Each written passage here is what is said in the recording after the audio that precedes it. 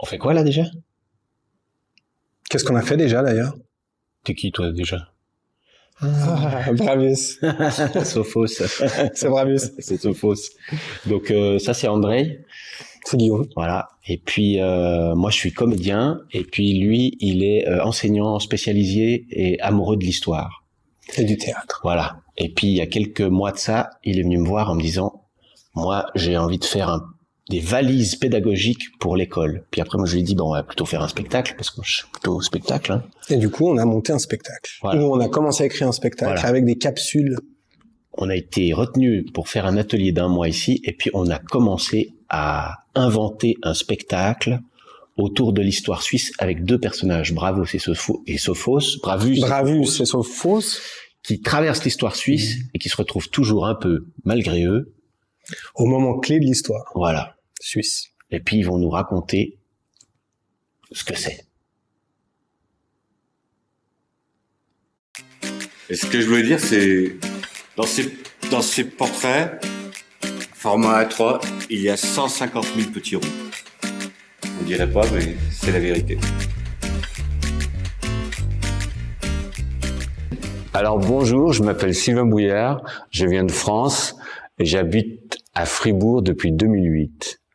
Je suis artiste classifié dans l'art singulier et je peux vous présenter une œuvre actuellement que je fais, c'est une performance, ça s'appelle La semence humaine et c'est fait avec des petits ronds à l'encre de Chine.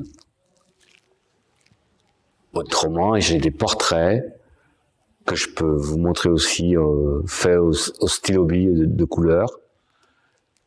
Et j'ai une œuvre participative où le public peut venir faire des petits ronds avec moi.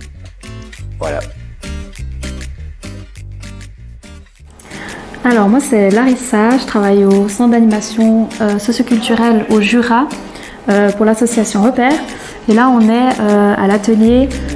Donc c'est un atelier qui s'est déroulé avec Repère et With Him Without, qui est un atelier du coup culturel pour créer des interactions entre différentes personnes. Alors moi c'est Bernard, j'ai participé à cet atelier de poèmes et photos. Donc le but pour moi c'était d'améliorer mes photos, d'apprendre à connaître ce que c'est un haïku et d'en écrire quelques-uns, comme ça c'était une nouvelle expérience. Durant cette exposition, il y a plusieurs classes de Fribourg qui sont venues faire des petits ateliers et donc ils ont découvert l'exposition, ils ont pu choisir leurs photos préférées. Grande chance pour eux, ils ont aussi pu écrire leur premier haïku. Donc vendredi 13 octobre aura lieu le finissage dès 18h avec une animation et voilà un moment où on clôture ce vernissage. Non, c'est l'exposition.